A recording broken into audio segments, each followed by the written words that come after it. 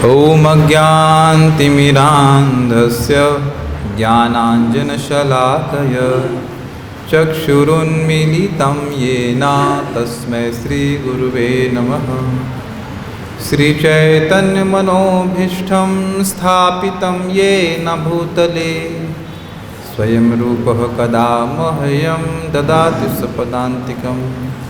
नमो विष्णुपादाय कृष्णपृष्ठाय भूतले श्रीमते भक्तिवेदांत स्वामिनिति नामिने। नमस्ते सारस्वते देवे गौरवाणी प्रचारिणे निर्विशेष शून्यवादी पाश्चात्य देशतारिणे।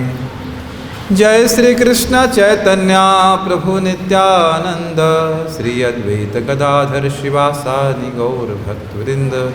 हरे कृष्णा कृष्णा कृष्णा हरे हरे, हरे राम राम राम हरे हरे। हरे कृष्णा। सभी भक्तों का स्वागत है भगवद गीता के प्रवचन में। हम लोग आज भगवद गीता के दूसरे अध्याय के 6ठे श्लोक की चर्चा करेंगे। मेरे पीछे बोलिएगा। ये श्लोक अर्जुन बोल रहे हैं भगवान श्री कृष्ण से। न चैतद्विद्मः कतरन्नो गरीयो यद्वा जयेमा यदि वा नो जयेयुः। यानेव हत्वा न जिजीविषामः तेव स्थितः प्रमुखे धार्तराष्ट्राः।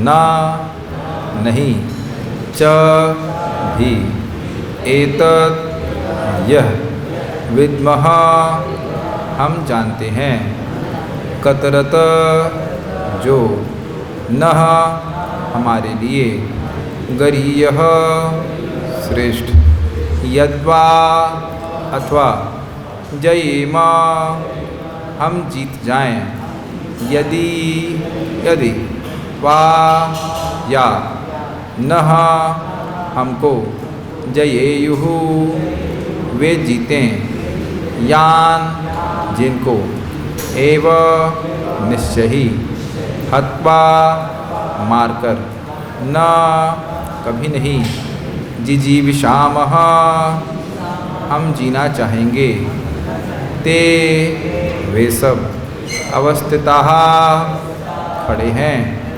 प्रमुखे सामने धार्तराष्ट्राः धृतराष्ट्र के पुत्र। अनुवाद देखिए। हम यह भी नहीं जानते कि हमारे लिए क्या श्रेष्ठ है, उनको जीतना या उनके द्वारा जीते जाना। यदि हम धृतराष्ट्र के पुत्रों का वध कर देते हैं तो हमें जीवित रहने की आवश्यकता नहीं है। फिर भी वे युद्ध भूमि में हमारे सामने हमारे समक्ष खड़े हैं। प्रभुपाद जी का अनुवाद। अर्जुन की समझ में यह नहीं आ रहा था कि वह क्या करे, युद्ध करे और अनावश्यक रक्तपात का कारण बने। यद्यपि क्षत्रिय होने के नाते युद्ध करना उसका धर्म है।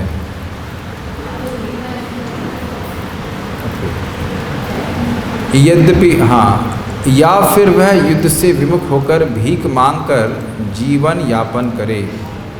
यदि वह शत्रु को जीतता नहीं तो जीविका का एकमात्र साधन भिक्षा ही रह जाता है। यदि उसकी विजय हो भी जाए क्योंकि उसका पक्ष न्याय पर है, तो भी यदि धृतराष्ट्र के पुत्र मरते हैं तो उनके बिना रह पाना अत्यंत कठिन हो जाएगा। उस दशा में यह उसकी दूसरे प्रकार की हार होगी।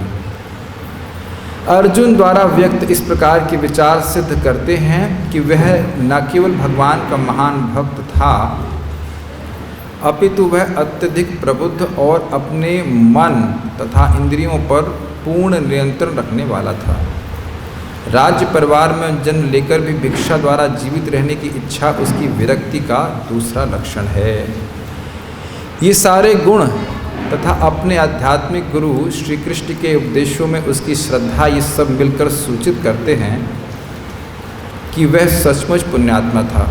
इस तरह यह निष्कर्ष निकला कि अर्जुन मुक्ति के सर्वथा योग्य था। जब तक इंद्रियां संयमित न हों ज्ञान के पद तक उठ पाना कठिन है और बिना ज्ञान तथा भक्ति के मुक्ति नहीं होती। अर्जुन अपने भौतिक गुणों के अतिरिक्त इस समस्त दैवी गुणों में भी दक्ष था। प्रभुपाद जी के तात्पर्य से एक बात हम जो महत्वपूर्ण सीख रहे हैं वो यह है कि व्यक्ति सुखी होता है संबंधों के द्वारा, वस्तुओं के द्वारा नहीं। सभी जीवों की इच्छा है प्रेम प्राप्त करना और प्रेम करना। तो स्वाभाविक सी बात है कि जिनसे प्रेम करते हैं अगर वही मर जाएंगे तो वस्तु इकट्ठी करके आदमी क्या करेगा। पहले एक सीधी सी शिक्षा तो आप यहाँ पे स्पष्ट ग्रहण कर रहे हैं।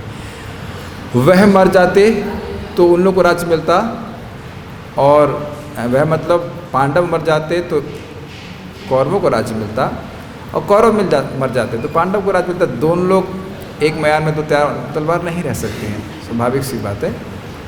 तो ये बहुत बड़ी शिक्षा प्राप्त हो रही है। अब प्रभुपाद जी ने श्री बलदेव विद्याभूषण पाद की टीका को ही समराइज करके यहाँ पे बोला है, और हम उस टीका को पढ़ेंगे। जो लोग जूम पे हैं उनको सामने टीका रहेगी, उसको देखिएगा और आपको बहुत रुचि मिलेगी। जो प्रभुपाद जी बता रहे हैं उसको हम लोग और खोल के समझने का प्रयास करेंगे। ये आपकी किताब मतलब यहाँ स्क्रीन पे नहीं दिखाई पड़ेगा, you can join zoom and see that. पिछले श्लोक में अर्जुन ने कहा कि मेरे लिए तो ये अच्छा है कि मैं अपने गुरुओं, क्या श्लोक था पिछले श्लोक दिखाएंगे एक बार। पिछले श्लोक में 2.5 में कह रहे हैं गुरून् हत्वा हि महानुभावान् श्रेयो भोक्तुं भैक्षमपीह लोके हत्वार्थ कामांस्तु गुरून् निहैवा भुञ्जीय भोगान् रुधिर प्रदिग्धान्। गुरून् हत्वा ही महानुभावान्, जो गुरु हैं और उनको मार करके, कैसे गुरु हैं जिनका महानुभाव है, जिनका बड़ा प्रबल प्रताप है, ब्रह्मचर्य आदि के वह पालन किए हैं, उनसे श्रेय भोक्तुम भैक्षमपीह लोके, यह लोके, इस लोक में तो अच्छा यह है कि हम भीख मांग के जी लें। कौन बोल रहा है? जो विश्व का सबसे बड़ा क्षत्रिय है। क्षत्रिय के लिए भीख मांगना ऐसे ही बुरा माना जाता है, गर्हित है। मर जाएगा लेकिन भीख नहीं मांगेगा। व्यापार कर सकते हैं लेकिन भीख मांगने का, भिक्षा मांगने का अधिकार क्षत्रिय को नहीं है। नहीं ना तो वो मांगते भी नहीं हैं। तो वो कह रहे हैं कि मेरे लिए श्रेष्ठकर ये होगा कि मैं भिक्षा मांग लूँ, जो सबसे निंदित कार्य है एक क्षत्रिय के लिए। वो कह रहे हैं वो मेरे लिए सर्वश्रेष्ठ होगा, अच्छा होगा। क्यों? कि गुरु को कैसे मार सकता हूँ? गुरु को मारने का तो बहुत बड़ा अपराध लगेगा, और अगर मैंने कुछ भोग प्राप्त किए भी तो वह खून से सने होंगे। खून से सना हुआ भोग, चाहे वो खाद्य हो चाहे वो कुछ भी हो। मान लो कोई व्यक्ति ऐसी माला पहना है, तो खैर फूल की माला है, लेकिन सोने की माला पहना है जिसमें उसके पिता का रक्त है, जिसे उसने स्वयं बहाया है, तो क्या वह भी उसको सुख से भोग लेगा? बहुत पापी होगा तभी सुखी मानेगा अपने आप को, नहीं तो वो अर्जुन जैसे महान पुण्यात्मा नहीं मान सकते हैं। तो इस पे मान लो भगवान कहें, यद्यपि आप जानते हैं कि भिक्षा मांग कर खाना यह क्षत्रियों के लिए विगर्हित है, बहुत खराब है, और युद्ध करना क्षत्रिय का धर्म है, फिर भी आप युद्ध की निंदा करते हैं। इस पर अर्जुन कह रहे हैं, इस श्लोक का लिंक समझने का प्रयास कीजिए। आप 2.5 में अर्जुन ने बोला कि मैं मानता ये हूँ कि मैं भिक्षा मांग करके जी लूँ, वो अच्छा है, लेकिन युद्ध नहीं करूँ, क्योंकि युद्ध से जो प्राप्त भोग हैं, अगर मान लो जीत भी जाऊँ तो वह सने होंगे मेरे गुरु के खून से। ये बहुत बड़ा पाप मेरे पे लगेगा। और अब यहाँ कह रहे हैं कि यह भी तो कोई ज़रूरी नहीं है कि वो जीतेंगे कि मैं जीतूँगा। और फिर उसमें भी बोल दे रहे हैं, मानो हम जीत भी गए, लेकिन जिनके लिए राज्य हम प्राप्त करना चाहते वो तो हमारे सामने ही खड़े हैं। कहीं पे भी आदमी इन्वेस्ट करता है अपनी शक्ति को, सोचता नहीं इसे लाभ होगा कि हानि होगी, बुद्धिमान व्यक्ति करेगा। तो कह रहे हैं कि हम तो हर प्रकार से हार ही देख रहे हैं। आप मेरी बात समझ रहे हैं? हार गए तो हार गए, और अगर जीत गए तो भी हार गए। हे प्रभुपाद जी तात्पर्य समझा रहे हैं। विचार कीजिए कि मान लीजिए जगत में हमें सब कुछ मिल गया और हमारे सारे संबंधी मर गए, तो क्या करेंगे? It will be very bad, बहुत ज़्यादा दुखदायक स्थिति होगी। और हो सकता है आप लोगों के मन में, हमारे मन में संशय हो कि भाई दुर्योधन से तो कोई प्रेम नहीं था ना, उसका मर्दाना के तो अच्छा ही लगता, मान सकते हैं, लेकिन क्या भीष्म पितामह का मर्दाना भी अच्छा लगता, जिनको वो अपना पिता ही कहते थे? और कई बार कहते तात, तो कहते नहीं मैं तुम्हारा तात नहीं, तुम्हारा पिता नहीं हूँ, मैं तुम्हारा पितामह हूँ।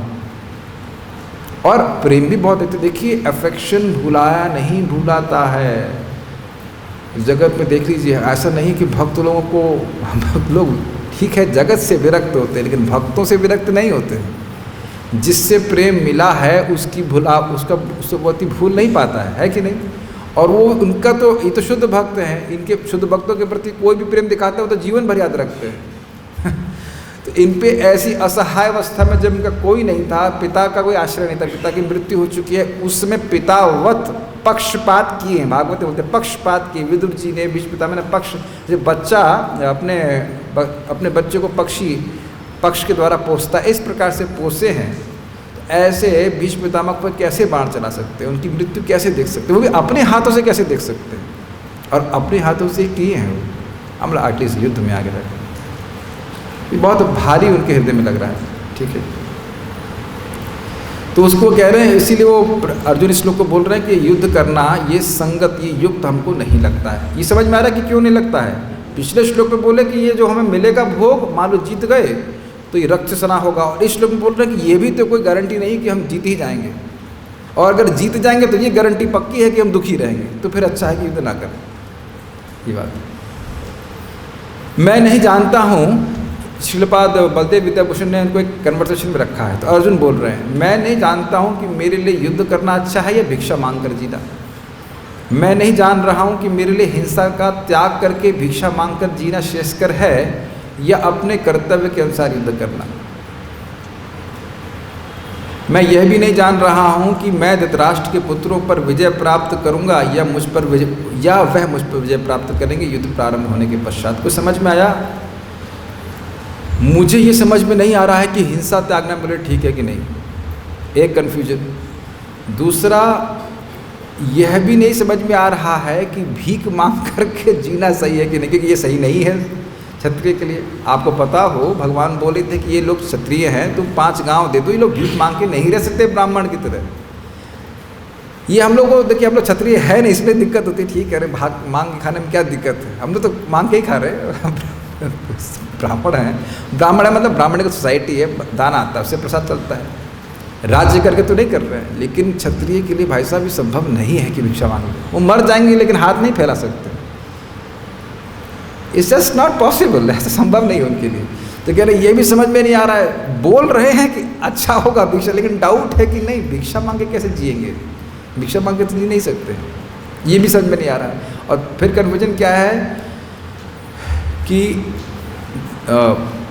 धृतराष्ट्र के व्यक्ति जो पुत्र है हम पर विजय प्राप्त करेंगे या हम उन पर विजय प्राप्त करेंगे, ये भी समझ में नहीं आ रहा है। तो काफ़ी बातें समझ में नहीं आ रही हैं, ठीक है। अर्जुन की बुद्धि बहुत तेज थी बाय द वे, लेकिन यहाँ बुद्धि उनकी काम नहीं कर रही है।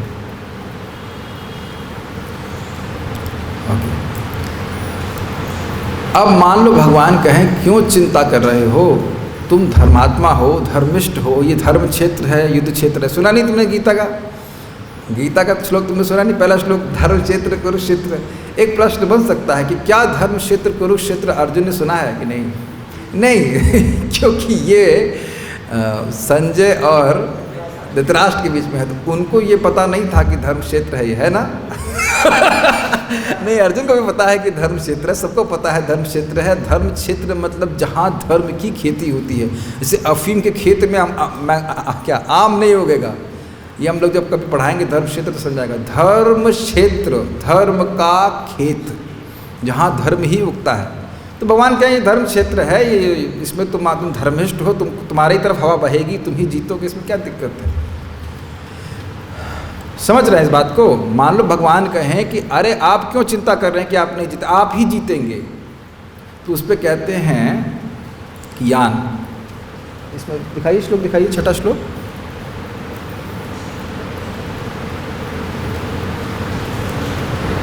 याने व हत्वा, जान समझ पा रहे? याने व हत्वा, जिनको मार दूंगा, अर्थात धृतराष्ट्र के पुत्र और भीष्म को मारकर मैं स्वयं जीना नहीं चाहूँगा। मान लो हम जीत भी गए, समझ रहे हैं, भगवान बोल रहे हैं धर्म क्षेत्र तुम जीत जाओगे, तो जीत भी गया तो भी मैं खुद नहीं जिंदा रहना चाहूँगा। गुरुओं को मारकर, भाइयों को मारकर मैं कैसे सुखी रह सकता हूँ। तो युद्ध विजय के फलों को भोगने का तो कहना ही क्या, ये समझ पा रहे हैं। युद्ध में विजय प्राप्त करके जीना ही नहीं चाहते हैं, ये अजीब सी बात है। तो युद्ध में विजय प्राप्त होने वाले भोगों की स्पृहा कैसे हो गई? This is very subtle point. जब युद्ध में जीत गए तब जीना नहीं चाहते, तो क्या ये उनसे उम्मीद की जाएगी कि वो जो भोग प्राप्त होंगे राज्य आदि उसको भोगेंगे? नहीं भोग सकते। ये उनका अत्यंत वैराग सूचित होता है।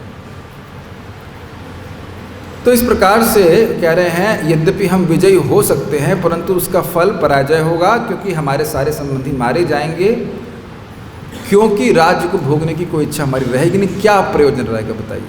आपने देखा हो अगर यहाँ पे बहुत अच्छा फीस्ट है और भूख नहीं लगी है तो उस फीस्ट का क्या प्रयोजन है? सजा के भी प्रस्तुत कर दिया जाए तो, और वो भी क्या किसी का गला काट के पाएंगे? कभी कभी जब भूखे होते तो लगता है कि एक आध गला काट करके खा जाएंगे, वो अलग बात है, लेकिन भूख नहीं है तो कौन गला काटेगा बताइए? Very difficult. तो वो इस प्रकार से सिद्ध करने का प्रयास कर रहे हैं कि अच्छा होगा कि हम भिक्षा मान करके अपना गुजारा कर लें। तो यही बात प्रभुपाद कह रहे थे कि अर्जुन यहाँ ज्ञान के अधिकारी हैं, और श्री बलदेव विद्याभूषण पाद इस पर श्लोक कोट करते हैं। कौन व्यक्ति ज्ञान का अधिकारी है वो शास्त्र वेद बताते हैं, उसके गुणों पे हम विचार करेंगे। तस्मात् एव वित् शांत दांत उपरत स्थितिक्षु श्रद्धान्वितो भूत्वा आत्मनीवात्मानं पश्येत्। तस्मात् इसलिए जो व्यक्ति आत्मा का साक्षात्कार करना चाहता है उसके क्या गुण होने चाहिए? शांत, शांत दांत, दम शम, मन का संयम और इंद्रियों का संयम। उपरति मतलब भोगों से विरक्ति, तितिक्षा सहनशीलता, और श्रद्धान्वित। क्या बात आप समझ पा रहे हैं? ये सारी बातें प्रपादित तात्पर्य में कवर की हैं, हम उसको और डिटेल में जा रहे हैं। दम पहले शुरू किया। दम मतलब इंद्रियों का संयम, शम मन का संयम, उपरति मतलब भोगों से विरक्ति। इसका थोड़ा अंतर है, मन को संयमित कर रहे हैं इसका अर्थ ये नहीं है कि हम भोग से विरक्त हो गए। चाउमीन खाया नहीं इसका मतलब ये नहीं कि चाउमीन के प्रति आसक्ति नहीं है। चाउमीन मीन्स उपलक्षण से कोई भी भोग संबंध नहीं। जलेबी नहीं खाई बहुत दिन से इसका मतलब ये नहीं कि जलेबी का इच्छा नहीं है, तो इच्छा भी समाप्त। उपरति तितिक्षा मतलब सहनशीलता, क्षोभ होने पे भी सहन करने की क्षमता, और श्रद्धान्विता गुरु की बात में श्रद्धा। याद हुआ कुछ? 5 में से एक पॉइंट याद हुआ? बताइए। इंद्रियों का संयम, ये हम भूल जाना चाहते हैं ठीक है, याद नहीं करना चाहते, लेकिन सबसे पहला इंद्रियों का संयम, मन का संयम, उसके बाद विरक्ति और सहनशीलता, और गुरु की बात पे श्रद्धा। यह सब हम भगवद गीता के श्लोकों से देखेंगे कैसे अर्जुन में ये सब गुण विद्यमान थे। तो ऐसा व्यक्ति भगवान को देखने का योग्य बनता है। बृहद आरण्यक उपनिषद 4:4-23 में। अब यहाँ पे उन्होंने बताया है प्रथम अध्याय के 32वें श्लोक में। यहाँ पे तो आप नहीं दिखा पाओगे, लेकिन वहाँ पे शम और दम के गुण को बताया गया है, जिसमें अर्जुन कहते हैं किम नो राज्येन गोविंद किम भोगैर्जीवितेन वा ये सामर्थ्ये कांक्षितम नो राज्यम भोगा सुखानि च। हे गोविंद, हमें राज्य सुख अथवा इस जीवन से क्या लाभ, क्योंकि जिन सारे लोगों के लिए हम उन्हें चाहते हैं वे इस युद्ध भूमि में खड़े हैं। अब अगर अर्जुन ये बोल रहे हैं तो इससे इनका शम और दम कैसे सूचित हुआ, ये प्रश्न आएगा। देखिए, मन जो लोभी होता है वो जब कोई वस्तुएं प्राप्त होती हैं तो क्या उससे संतुष्ट होता है? नहीं। और आप यहाँ जगत में देखते हैं कि एक एक फीट ज़मीन के लिए अपने सगे भाई को भी व्यक्ति मर्डर कर देता है। ये कोई हम नई बात नहीं कह रहे हैं, आजकल तो बहुत न्यूज़ में आपने सुना होगा, अगर आप पढ़ते होंगे या जो भी है, ऐसे आ जाती बात सुनने में, एक एक फीट ज़मीन के लोग मार देते हैं। और यहाँ क्या बोल रहे हैं? प्रथम अध्याय के 32वें श्लोक में अर्जुन बोल रहे हैं कि राज्य का क्या लाभ, जीवन का भी क्या लाभ। इस प्रकार से राज्य के सुख क्या लाभ, तो इससे समझ में आ रहा है कि उनका मन और इंद्रियां सीमित हैं। अगर इंद्रियां संयमित ना हों तो क्या कभी इस प्रकार से व्यक्ति बोलेगा कि हमें राज्य से क्या लाभ, और कैसा राज? निष्कंटक पूरी पृथ्वी का राज। तो यहाँ आचार्य बता रहे हैं कि प्रथम अध्याय के 32वें श्लोक से अर्जुन का यह गुण दिखता है। और इस गुण की चर्चा हम क्यों कर रहे हैं? ये दिखाने के लिए कि अर्जुन किस प्रकार से भगवत साक्षात्कार के योग्य हैं। अच्छा, अभी तक हम इन सब बातों को शायद गलती से अर्जुन की कमज़ोरी समझ रहे हों। बाह्य रूप से अगर हम भगवद गीता पढ़ेंगे तो ऐसा सोच सकते हैं कि अर्जुन में मोह उत्पन्न हो गया है, लेकिन उनकी ये गुण यहाँ बताए जा रहे हैं। मोह तो हुआ था, लेकिन ये गुण दिख रहा है ना कि जो हमारे साथ हमारे भाई हैं, जो हमारे बंधु हैं, उनकी मृत्यु के बाद हमारा राज्य का क्या लाभ होगा बताइए। तो ये उनके श्रम और दम को सूचित कर रहा है। Is it? अगला वो कहते हैं उपरति। उपरति मतलब विरक्ति। ये बड़ा सुंदर है। ये प्रथम अध्याय का 35वां श्लोक है। इसमें दिख पाएगा क्या? मुझे नहीं पता कि दिख पाएगा कि नहीं। अपि त्रैलोक्य राजस्या हेतो किम नु मही कृते निहत्य घात राष्ट्रान का प्रीति सा जनार्दन। हे जीवों के पालक, मैं इन सबों से लड़ने को तैयार नहीं, भले ही बदले में मुझे तीनों लोग क्यों न मिलते हो। इस पृथ्वी की तो बात ही छोड़ दें, भला धृतराष्ट्र के पुत्रों को मार कर हमें कौन सी प्रसन्नता मिलेगी। बहुत सुंदर है। अपि त्रैलोक्य राज्य से, तीनों लोकों का राज्य भी मिल जाए तो हमें क्या लाभ होगा। अब ये बताइए, विरक्ति है कि नहीं। इस जगत में शायद व्यक्ति किराए का घर छोड़ने में भी कठिनाई अनुभव करता है। यहाँ छोड़ कर दूसरी जगह जाना पड़ेगा, इतनी आसक्त हो जाते हैं छोटी छोटी वस्तुओं में। ऑफिस चेंज कर दिया जाए, मान लो किसी का बड़ा ऑफिस है और छोटा कर दिया जाए, छोटा मतलब दूसरे में चेंज करते, उससे बहुत दुख होता है। ऐसा लग रहा था कि ऑफिस लेके ही पैदा हुए थे। ऐसा होता है कि नहीं? देखा जाता है कि इन जगत में से देखा जाता है। थोड़ा थोड़ा पद एकदम, अगर समान भाषा वस्तु का उपयोग किया जाए, टुच्चे पद में आ सकते हैं। टुच्चा समझते? टुच्चे की अच्छी हिंदी बताइए। तुच्छ, हाँ ये सिमिलर है। तुच्छ तुच्छ तुच्छ भोग और पद प्राप्त करके व्यक्ति आसक्त हो जाता है। और कहते हैं अपि त्रैलोक्य राजस्व हेतु किम नु मही कृते। तो यहाँ ऐसे उनकी विरक्ति सूचित हो रही है। ये 35वें श्लोक में बोला। उसके बाद गुण था तितिक्षा। गुरून् हत्वा हि महानुभावान् श्रेयो भोक्तुं भैक्षमपि लोके हत्वार्थ कामांस्तु गुरून् निहैव भुंजीय भोगान् रुधिर प्रतिग्धान्। दूसरे अध्याय का 5वां श्लोक। ऐसे महापुरुषों को जो मेरे गुरु हैं, उन्हें मार कर जीने की अपेक्षा इस संसार में भीख मांगकर खाना इच्छुक है, अच्छा है। अब एक प्रश्न बन जाएगा कि ये तितिक्षा को कैसे सूचित कर रहा है भाई। आप ये बताइए, जब कोई घर में भिखारी आता है बाहर, तो अब क्या बोलते हैं? सत्कार करते हैं उसका। प्राय उसको झिड़क दिया जाता है। झिड़कना समझते हैं, ए बाबा बाद में आना। कहाँ से आ जाते हैं, रोज ही आ जाते हैं खाना मांगने के लिए, ऐसा कहा जाता है।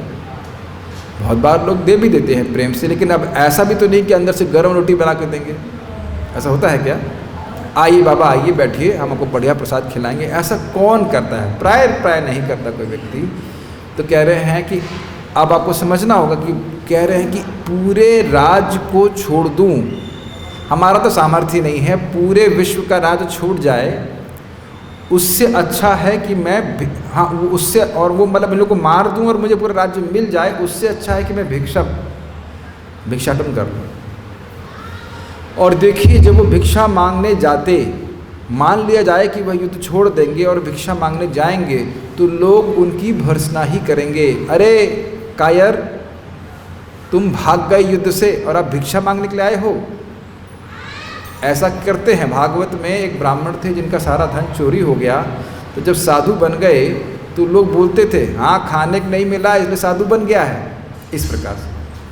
तो क्या ये अर्जुन के लिए सहन हो पाता? नहीं हो पाता। फिर भी वो सहन करने के लिए तैयार हैं। तितिक्षा का मतलब ये नहीं होता कि जब सब कुछ बढ़िया चल रहा है तो आप टॉलरेट कर रहे हैं। तितिक्षा का मतलब जो बहुत बुरी लगने वाली बात है या कोई कठिनाई है, वो उपस्थित होने पे भी सहन कर लेना। Does that make sense? ये नहीं है कि अब जैसे मान ली ठंड है, थोड़ा सा स्वेटर पहन लिए तो तितिक्षा हो गया, वो भी है, लेकिन वो नहीं है। बहुत बुरी लगने वाली असहनीय बात को भी सहन कर लेना, तो यह है दूसरे अध्याय के 5वें श्लोक से। गुण याद हुए, हम खाली फोकस कर रहे हैं गुणों पर जिसके द्वारा व्यक्ति ज्ञान प्राप्त करता है। याद हुए, फिर से याद कीजिए। दम, शम, उपरति यानी विरक्ति, और अब ये चौथा गुण तितिक्षा। और उसके बाद लास्ट का गुण है गुरु के वचनों में श्रद्धा। वह अगले श्लोक में आएगा।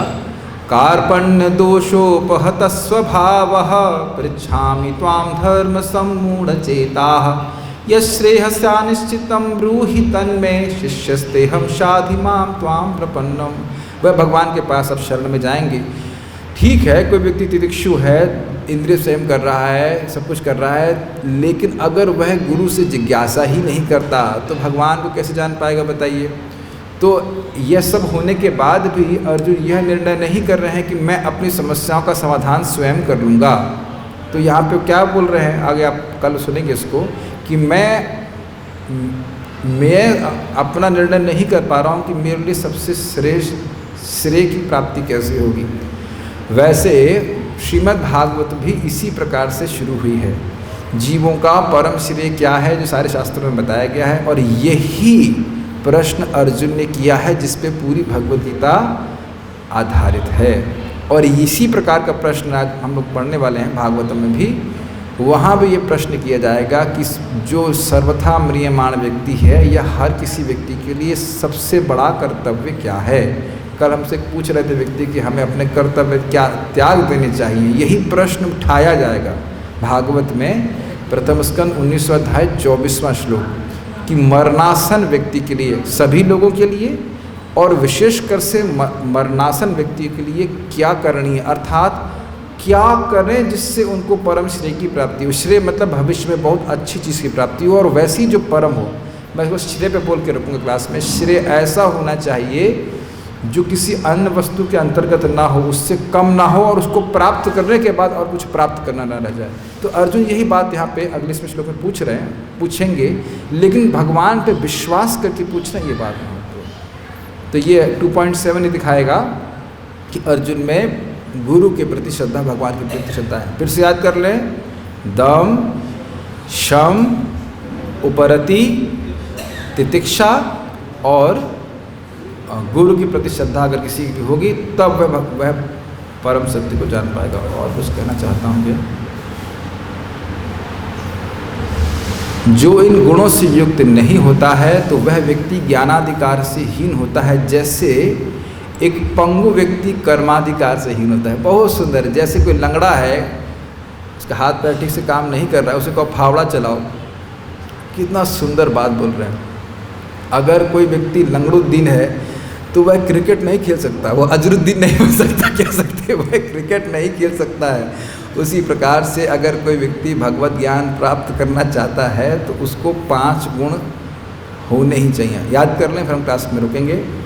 दम, शम, विरक्ति, उपरति, हाँ, और तितिक्षा और गुरु में श्रद्धा। I stop here. Any questions? कोई प्रश्न है किसी वक्त का? ठीक है, so stop here. Srila Prabhupada की जय। ताई गौर प्रेमानंदे। So will meet in half an our.